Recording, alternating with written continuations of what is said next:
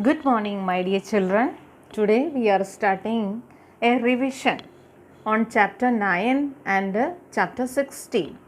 Already we have done this chapter. Just we are going fast and going for a revision. First of all, we will discuss about chapter 9, forest and wildlife resources. Come to page number 67 of your textbook, chapter 9, forest and wildlife resources. The first point we have discussed here about the virgin forest. What do you mean by a virgin forest? Forest which can be raised naturally without the help of man is called a virgin forest. For example, the Himalayas, Sundarban and the remote areas of Thar desert. Next we have discussed about the classification of forest. Forests are classified on three types on the basis of administration, ownership and management. We are having three types of forest, that is reserved forest, protected forest and unclassified forest. Then classification of forest on the basis of ownership, administration and management, we are having three types of forest, that is state forest, communal forest and private forest. State forest we are having state forests are the forests which are under the control of central or state government. Most of the forests of our countries are coming under this category. Then communal forest is the local self-government institutions are having control over this forest. Third one is the private forest which is under the care of particular individuals. Then we discussed about the destruction of forest or deforestation. The impacts of deforestation, what are the main impact of the deforestation? The quantity of carbon dioxide increases in the atmosphere, greenhouse effect become more intense, soil erosion will happen, problem on the fertility of the farm will decreases. Then coming to the another topic, that is the many of the living organisms will lose their natural habitat.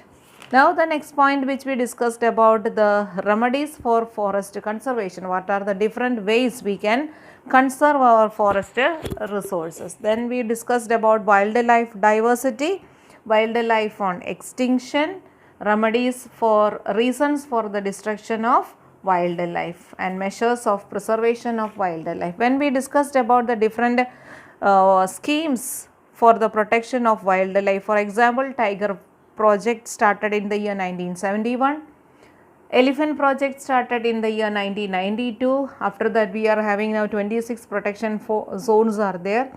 The rhino project which started in India in the year 2020 with the year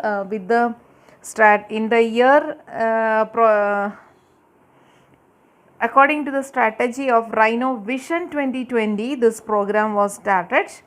Mainly the one-horned rhinos, they are killed for preparing medicine by from the horns of this animal. Another project which we were having, the vulture project and the snow leopard project. इसके अलावा बहुत सारा projects है, Kashmiri हंगून project, red panda project, Manipur Tamil project, etc. etc. Then we discussed about the difference between a sanctuary, national park and a bio reserve zone. Thus we come to the end of this chapter, this section. In chapter 16, economic liberalization and globalization, we discussed about three main topics, that is economic liberalization, privatization and globalization.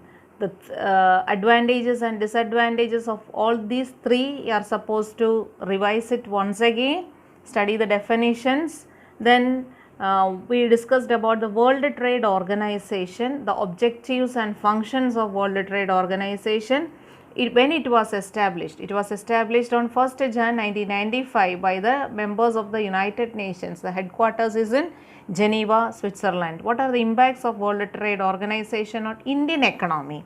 Then about the sustainable development, which you started studying from 8th standard onwards. Last and the most important point which we discussed was steps taken to protect environment. When we are celebrating Environment Day, 5th June. Here I am having a small clip from YouTube which is discussing about these two chapters. Just listen it, both the clips. After that you are having a small revision test with maximum mark 20. You are supposed to write this revision test into your notebook, and the answers we will discuss in the next clip video. Today we will discuss about the meaning of these three economic reforms, and then after the advantages and disadvantages of these three economic reforms. See, like I have said, every coin has two sides. The one is positive, the another one is negative. So यहाँ पर भी ऐसा ही है, advantages भी है और disadvantages भी है. So that we will study, and then after, of course, the meaning of these three economic reforms. So let us start with the first one, that is the liberalization. Okay, economic liberalization, तो meaning क्या होता है? तो first of all let's study that. चल भाई appear हो जा. Okay, see, government gradually reduces the restriction and control imposed on the private sector and encourages the economic development. This is known as the economic liberalization. यहाँ पर ये word बहुत ही जरूरी है, reduces the restriction imposed on the private sector. ये आप underline कर लेना जो भी मैं कर रहा हूँ, अगर आपके पास टेक्स्ट बुक हो तो. Okay, now the stationery stores are open, so you can go and purchase that. Otherwise just see. Okay, so government ने क्या किया यहाँ पर? पहले तो लिबरलाइजेशन का मतलब समझा देता हूँ. लिबरल होना वो तो आपको पता ही होगा. William Bentinck was a liberal governor general. Mikhail Gorbachev's liberal policy led to the disintegration of Soviet Union, liberalization of Goa, Diu and Daman. So ये सभी आपने पढ़ा हुआ है. लिबरलाइजेशन, लिबरल उसका मतलब ऐसा होता है टू सेट फ्री, थोड़ी छूट छाट देना. तो मैंने कहा था पहले, as I have discussed earlier, कि गवर्नमेंट ने प्राइवेट सेक्टर के ऊपर काफी रेस्ट्रिक्शन लगाए हुए थे. तो private sector hasn't developed that much in the comparison of the public sector. Government ने पब्लिक सेक्टर पर ही ध्यान दिया था, लेकिन वो तो फेल हो गए. तो अभी क्या किया गवर्नमेंट ने? प्राइवेट सेक्टर के ऊपर चलो. तो उनके ऊपर जो रूल्स एंड रेस्ट्रिक्शंस थे, वो रेस्ट्रिक्शंस को उन्होंने थोड़ा कम कर दिया. तो यहां पर लिखा हुआ है, government gradually reduces the restriction and the controls imposed on the private sector. यहां पर remove वर्ड मत लिख देना, ये वर्ड इंपॉर्टेंट है. reduce, okay, not remove. reduce कर दिया मतलब घटा दिया है, remove नहीं किया है. गवर्नमेंट ने रूल्स एंड रेस्ट्रिक्शंस जो थे प्राइवेट सेक्टर पे, वो थोड़े घटा दिए, ताकि प्राइवेट सेक्टर बेचारा जो मेरी तरह पिछड़ा हुआ था, वो थोड़ा आगे बढ़ सके. ओके, तो this is known as the economic liberalization. Then after क्या पॉइंट्स कवर किए थे, मतलब गवर्नमेंट ने कौन कौन से रूल्स एंड रेस्ट्रिक्शन घटाए, that we are going to study. Okay, तो हियर आर योर पॉइंट्स. कैसे घूम के आ रहे हैं, वाह. See, there was a reservation for the 18 industry. For the industries other than them, compulsion to take the government permission was eliminated. यहाँ पर इसका मतलब ऐसा होता है कि 18 इंडस्ट्रीज थी, गवर्नमेंट ने अपने लिए रिजर्व की हुई थी. Now that 18 industry was reduced up to only 3. Okay, 18 industries ऐसी थी जो गवर्नमेंट ने सिर्फ अपने लिए ही रखी थी. Selfish government. ओके, अपने लिए ही रखी थी. दूसरे प्राइवेट सेक्टर्स को अलाउड ही नहीं था यहाँ पर अंदर एंट्री करने के लिए. But now after the economic liberalization, this 18 industries were reduced up to only 3. Now there must be a question in your mind, which 3 industries? तो यहां पर नेक्स्ट पॉइंट में ये दिया गया, अदर देन रेलवेज, अंडरलाइन कर लेना, एटॉमिक एनर्जी एंड डिफेंस. ये 3 सेक्टर ऐसे हैं जहां पर अगर आपके पास चाहे जितना भी पैसा हो, आप वो इंडस्ट्री एस्टैब्लिश नहीं कर सकते. अभी रेलवेज में जो है वो प्राइवेटाइजेशन थोड़ा स्टार्ट हो गया है. ओके, तो अभी पूरा तो नहीं हुआ है, थोड़ा थोड़ा अभी स्टार्ट हो गया है. तो हाल के लिए आप इतना समझ लो कि areas other than railways, atomic energy and defence were open for the private sector. This is very important for the MCQ as well as for the short answer. कौन से 3 सेक्टर है? Railway, atomic energy and defence. Mukesh Ambani चाहे कितना भी पैसा वाला हो, वो खुद की रिलायंस रेल स्टार्ट नहीं कर सकता अभी फिलहाल तो। Okay, so this three sectors are only now reserved for the public sector.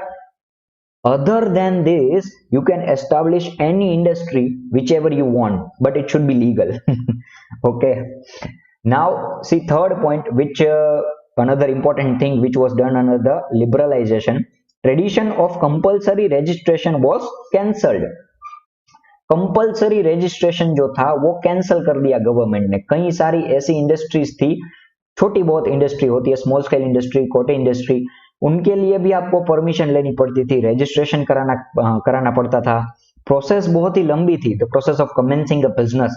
So that process was made simplier by the government. So now the small scale industries, the traders which are dealing with the small scale industries and the cotton industries, they can now easily establish a business without any you can say lengthy process or the registration.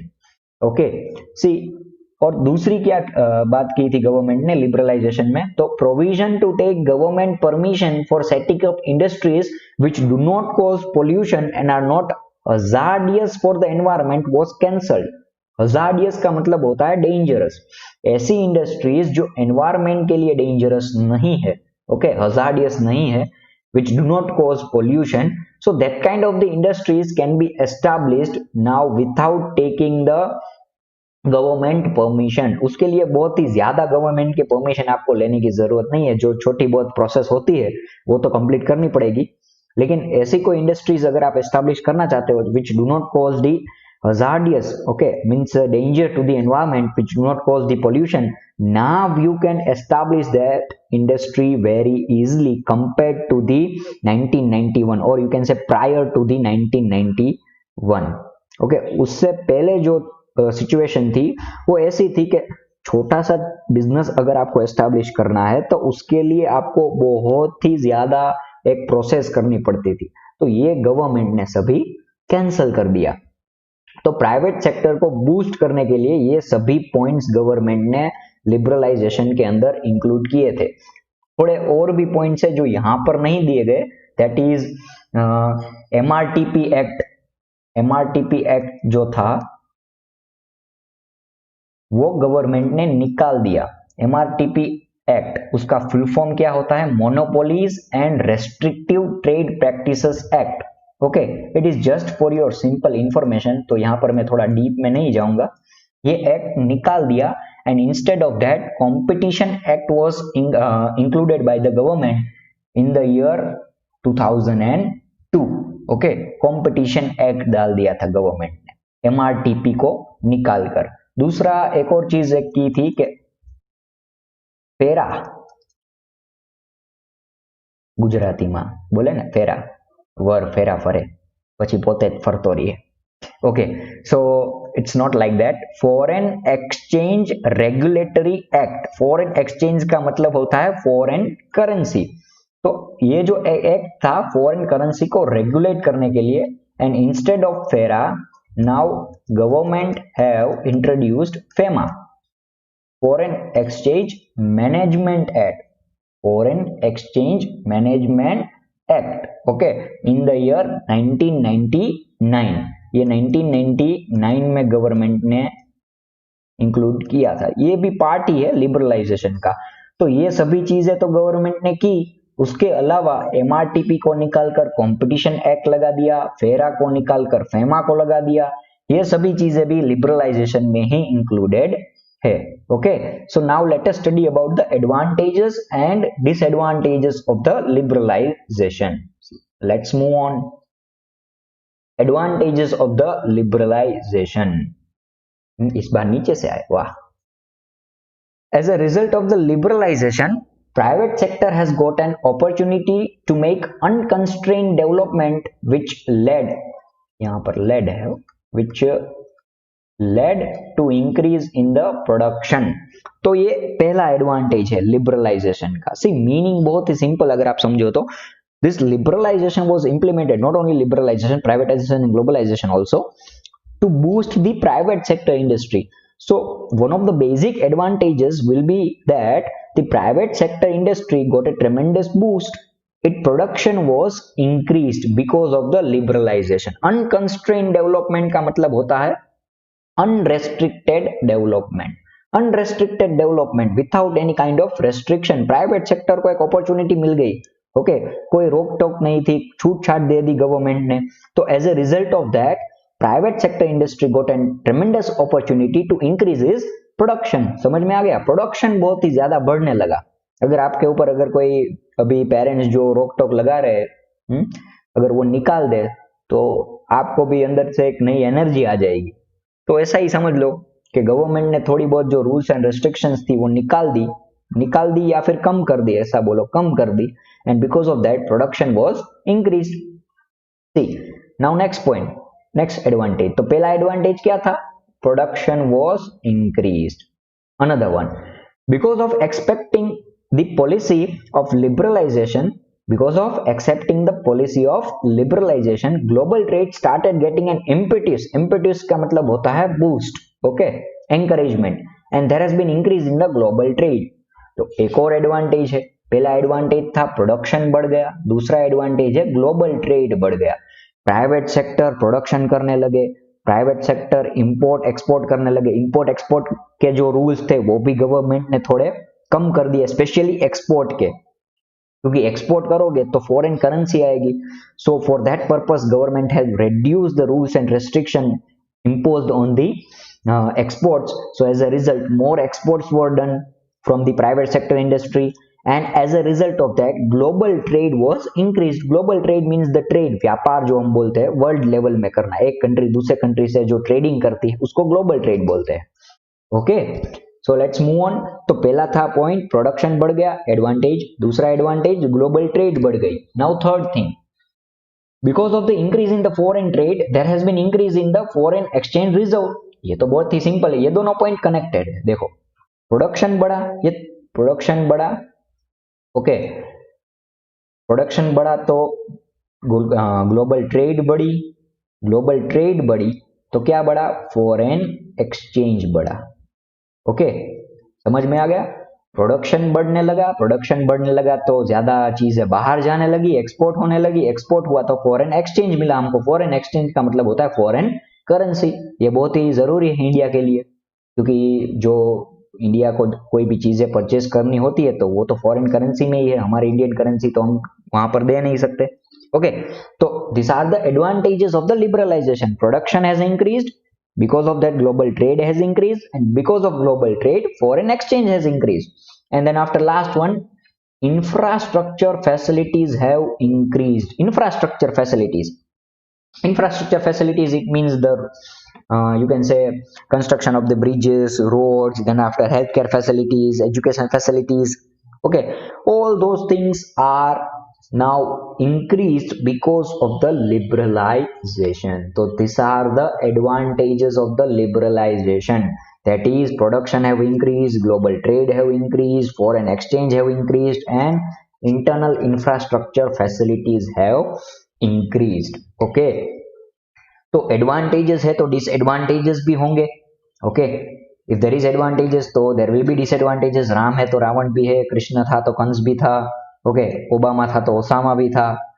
तो disadvantages तो होंगे ही. तो let's study about the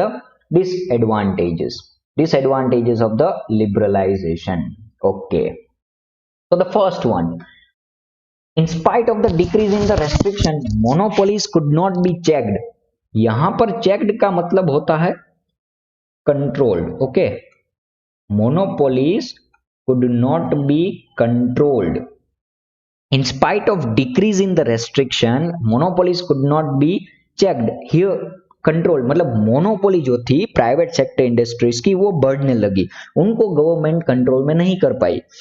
monopoly का मतलब तो पता है ना, it's one kind of a condition where there is only one seller and there are many buyers. इसकी वजह से क्या होता है, तो सेलर जो होता है वो एक्सप्लॉइट करता है बायर को, अपने हिसाब से प्राइस चार्ज करने लगता है. So in spite of decrease in the restriction, monopolies could not be checked. यहां पर इतना ही समझो आप कि मोनोपोलीज कंट्रोल नहीं कर पाई गवर्नमेंट. ये पहला डिसएडवांटेज है. Okay, then moving on further, as focus has only been paid on the industrial sector, As focus have only paid on the industrial sector, India has remained backward in the development of the agriculture field. Yes, see, अभी क्या हुआ, तो India ने focus किया सिर्फ private sector पे, पहले public sector पे फोकस किया था, अभी प्राइवेट सेक्टर पे फोकस किया। प्राइवेट सेक्टर पे फोकस किया तो किया, चलो जाने दो, लेकिन they have only focused on the development of the large scale industry, they have not focused on the development of the small scale industry and cottage industry. As a result, what has happened that the small scale industry and cottage industries have remained backward, the agriculture sector have remained backward in comparison to the large scale sector. Okay, large scale sector ने बहुत advantage उठाया government के, ये जो rules and restriction कम कर दिए थे, ये जो लिबरलाइजेशन इंप्लीमेंट किया, प्राइवेटाइजेशन इंप्लीमेंट किया, ये सभी रिफॉर्म्स जो इंप्लीमेंट किए, तो लार्ज स्केल इंडस्ट्रीज जो थी उनको बहुत फायदा हुआ, लेकिन जो एग्रीकल्चर सेक्टर थे, स्मॉल स्केल इंडस्ट्रीज थे, वो इतना एडवांटेज यहाँ पर कलेक्ट नहीं कर पाए। सो ये जो लिमिटेशन है ये आप सभी में लिख सकते हो, liberalization also, privatization also and globalization also. तो एक पॉइंट, ये जो वीक स्टूडेंट्स है उनके लिए ये एडवांटेज है, ब्रह्मास्त्र हो गया ये, ब्रह्मास्त्र। ब्रह्मास्त्र शायद आपने पता ही होगा, it was the one of the most deadliest weapons. ऐसा बोला जाता है कि न्यूक्लियर वेपन के कंपैरिजन में ब्रह्मास्त्र का कुछ नहीं है, मतलब न्यूक्लियर वेपन्स तो उसके सामने कुछ नहीं है, ब्रह्मा जी का बनाया हुआ अस्त्र उसको ब्रह्मास्त्र बोलते हैं। ऐसे 3 अस्त्र थे, ब्रह्मास्त्र, नारायण अस्त्र एंड पशुपात अस्त्र। और ऐसा कहा जाता है कि सिर्फ 2 लोग ऐसे थे शायद कि जिनके पास ये तीनों के तीनों अस्त्र थे, और उसमें से एक था रावण का पुत्र इंद्रजीत। ब्रह्मास्त्र, पशुपात अस्त्र और नारायण अस्त्र, ये तीनों जिसके पास हो वो एक हिसाब से अजय माना जाता है। ओके, तो ये अभी छोड़ो, तो माइथोलॉजी डिस्कस करेंगे बाद में कभी, मजा आता है। ओके, सी, सो ये ब्रह्मास्त्र है वीक स्टूडेंट के लिए, क्यों? तो कि ये सभी पॉइंट लिख सकते हो, लिबरलाइजेशन में भी लिख सकते हो, प्राइवेटाइजेशन में भी और ग्लोबलाइजेशन में भी। Because see, large scale industries have taken the advantage of all these 3 reforms and small scale industry जो थी, एग्रीकल्चर सेक्टर जो था वो पीछे रह गया। ओके, तो ये एक मेजर डिसएडवांटेज है सभी इकोनॉमिक रिफॉर्म्स का। पहला डिसएडवांटेज क्या था? Monopolies could not be checked. Second disadvantage क्या है? तो कि agriculture sector and small scale industry have remained backward. And now third one, there has been increase in the disparity of income, increase in the disparity of income. Disparity का मतलब होता है inequality. See how? Because मैंने अभी समझाया ना कि large scale industry ने बहुत ही यहाँ पर एडवांटेज उठाया, एग्रीकल्चर सेक्टर और small scale industry have remained backward, so as a result there was a disparity in the income. Okay, one sector जो था उसने बहुत ही एडवांटेज उठा लिया, तो उसके पास इनकम ज्यादा आ गई, okay, compare to the other sector, that is small scale industry और small scale sector and agriculture sector. So as a result, disparity of income have increased. Okay, so that is the third disadvantage. Now, next one, because of increase in the import and decrease in the export, foreign debt has increased. अच्छा, ये समझना, foreign debt, debt का मतलब होता है आपके ऊपर, गुजराती में अगर उसको मैं समझाऊं तो हिंदी वर्ड तो एग्जैक्ट मुझे याद नहीं आ रहा, डेट देणु આપણે એવું કહીએ તો એનો મતલબ આવું કંઈક થઈએ। ओके, देणु। फॉरेन डेट उसका मतलब होता है कि फॉरेन जो हमारे ऊपर डेट है, ओके, से फॉर एग्जांपल एक सिंपल एग्जांपल अगर मैं आपको दूं, हमने एक लोन ली है, ओके, आईएमएफ से, इंटरनेशनल मॉनेटरी फंड से, तो वो हमको वापस देनी पड़ेगी, तो वो हमारा डेट है। ओके, तो उसको बोलते हैं फॉरेन डेट। अभी ये बढ़ क्यों गया ये समझते हैं। सी, लिबरलाइजेशन जो था उसका मेन एक एम ये भी था कि एक्सपोर्ट बढ़े, एक्सपोर्ट। ओके, बट यहां पर तो उल्टा हो गया, instead of increasing the export, import have increased. अभी इंपोर्ट इंक्रीज हो गए तो क्या, ओके ये तो हुआ नहीं, ये जो एक्सपोर्ट इंक्रीज होने थे वो नहीं हुआ, इंपोर्ट इंक्रीज हो गए। इंपोर्ट अगर हम ज्यादा कर रहे हैं तो वी हैव टू पे more and more foreign currency. अगर हमें more and more foreign currency पे करनी है तो वो लाएंगे कहां से हम, बिकॉज एक्सपोर्ट्स तो हो नहीं रहा है, एक्सपोर्ट नहीं हो रहा है तो फॉरेन करेंसी कहां से आएगी। तो हमने क्या किया, हमने लोन लेना स्टार्ट कर दिया फॉरेन करेंसी में, ओके ताकि हम जो ये इंपोर्ट कर रहे हैं उसको पे कर सके। So as a result, foreign debt has increased. Why foreign debt has increased? Because of the increase in the import. Okay, rather than the increase in the export. यहाँ पर होना ऐसा था कि export को increase होना था, लेकिन हो गए increase import. So because of that, there was a negative trade balance. आप ऐसा समझो कि हम 100 रुपीज का एक्सपोर्ट कर रहे थे और 150 रुपीज का इंपोर्ट कर रहे थे, तो बैलेंस कितनी होगी, -50। तो ये -50 जो है वो बैलेंस हम इंडियन करेंसी में तो पे नहीं कर सकते, वी हैव टू पे this balance in the foreign currency. तो ये जो 50 रुपीज -50 का जो बैलेंस है वो हम कहां से लाएंगे, ये तो एक्सपोर्ट हो गया, ये हो गया इंपोर्ट, ओके तो ये जो बैलेंस था -50 का वो हमने बोरो किया दूसरी कंट्री से, आईएमएफ से, वर्ल्ड बैंक से, ऐसा आप समझ लो, सिंपल एग्जांपल दे रहा हूं।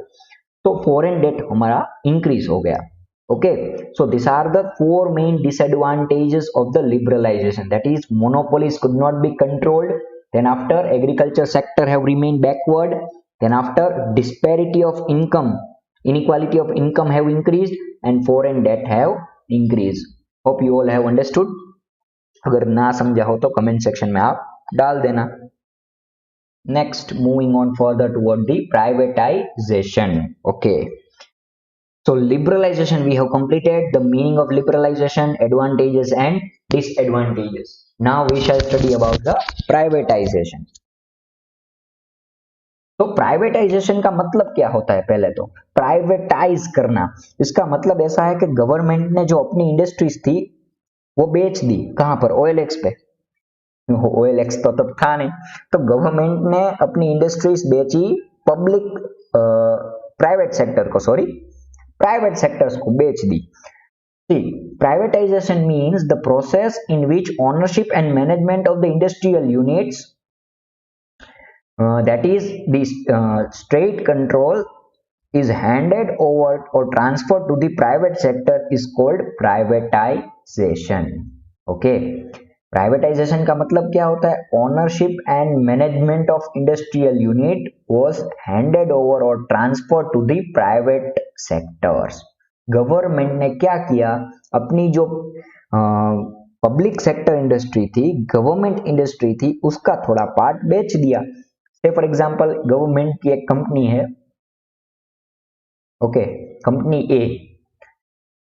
ए लॉस में चल रही है, तो गवर्नमेंट ने क्या किया अभी कि उसकी जो ओनरशिप थी या मैनेजमेंट था, generally government is not selling the ownership, they are just selling the management, मतलब 49% मैक्सिमम सेल करती है, तो ओनरशिप गवर्नमेंट के पास रहती है और मैनेजमेंट करने को वो प्राइवेट सेक्टर को दे देती है।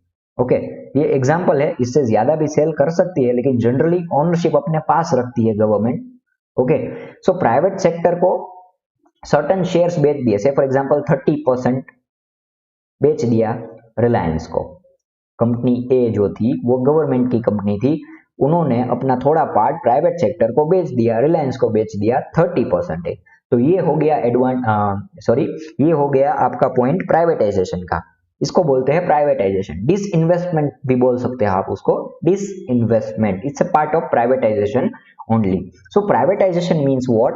A process in which ownership and management is sold or handed over to the private sector. It is known as privatization. तो methods यहाँ पर दिए गए, जनरली 3 मेथड होते हैं। ये जो यहाँ पर लिखा है ना, वो एक ही मेथड डिस्कस किया गया है, that is the process of disinvestment. Okay disinvestment ही यहाँ पर गवर्नमेंट टेक्स्ट बुक में हमें देखने को मिला है, डिसइन्वेस्टमेंट। दूसरे जो 2 है वो भी मैं आपको बताता हूं।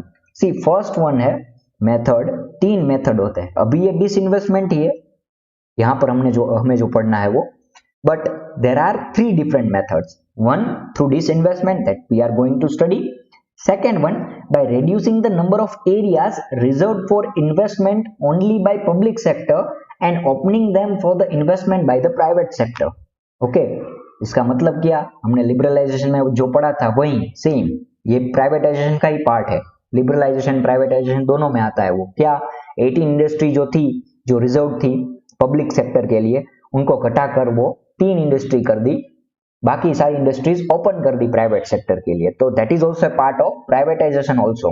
And third thing was that by establishing public private ownership business, public private ownership business मतलब जॉइंट सेक्टर, पब्लिक सेक्टर और प्राइवेट सेक्टर को दोनों को मिलाकर जॉइंट सेक्टर बना दिया। तो this are the 3 different methods of the privatization, through disinvestment, by reducing the number of areas reserved for investment only by public sector and opening them for the investment by the private sector, and third one by establishing public private partnership business। ये 3 method है, हमें तो कौन सी method पढ़नी है, सिर्फ first method, that is the disinvestment. तो सी firstly those areas which were reserved for the public sector are open for the private sector, then state keeps the ownership of state owned companies under its control and give the charge of management to the private companies। इसका मतलब कि company क्या करती है, government company ownership अपने पास रखती है, मैनेजमेंट जो है वो प्राइवेट सेक्टर को दे देती है, या वाइस वर्सा। वाइस वर्सा ऐसा कभी करती नहीं है, लेकिन हम डिस्कस कर लेते हैं। मैनेजमेंट अपने पास रखती है, keeps the management in its own hand and gives ownership to the private company. Are you getting what I am saying?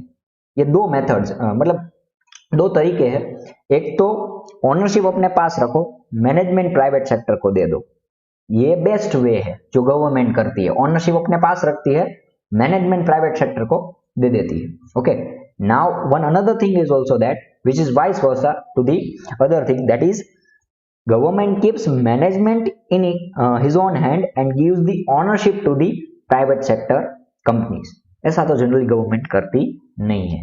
तो प्राइवेटाइजेशन का ओवरऑल मतलब तो यही होता है कि गवर्नमेंट सेक्टर का थोड़ा पार्ट प्राइवेट सेक्टर को बेच देना, इसका मतलब होता है प्राइवेटाइजेशन। ओके, तो now we will study about the advantages and disadvantages of the privatization. यहां पर लेफ्ट हैंड साइड में यहां पर आप देख सकते हो एडवांटेजेस दिए गए हैं, and in the right hand side disadvantages are mentioned. So first of all we will study about the advantages. There is an increase in the number of the production in the industrial sector। ये थोड़ा words जो है वो misplace हो गए हैं, letters sorry। तो क्या बोलना चाह रही है, तो let us see। There is increase in the number of production in the industrial sector, just like liberalization there is an increase in the number of the production units because of the privatization। तो production बढ़ने लगा। Okay, तो ये first point है। Second point connected with the first point only, production have been increased in the capital intensive and consumable commodities due to privatization। Consumable commodities means the commodities which we are using in our day to day life, the household commodities, and the production was increased in the capital intensive industry। Okay, capital intensive industries means the industries in which more capital is required। Capital oriented industries are known as capital industries। Capital here means money in simple terms। okay, उसका opposite होता है labor intensive industry। it means those kind of industries which are labor oriented, जहां पर बहुत ही ज्यादा capital money की requirement नहीं होती है, मशीनरीज की रिक्वायरमेंट नहीं होती है, उसको बोलते हैं labour intensive industries. Here see you can see production have been increased in the capital intensive industries and the consumable commodities। तो first point also same था, production was increased। Second point, production was increased in the consumable commodities and capital intensive industry। Now third thing, working capacity of the public sector have improved due to privatization of the public sector enterprises। working capacity have been increased, ये important, ये word आप highlight कर देना, working capacity of the public sector industry। ऐसा क्यों? देखो, public sector का हाल अभी आपको पता ही है। गवर्नमेंट के जो एम्प्लॉइज होते हैं, ओके, गवर्नमेंट जॉब सबको इसलिए तो करनी पड़ती है, करनी होती है, सॉरी, बिकॉज वहां पर काम नहीं करना पड़ता।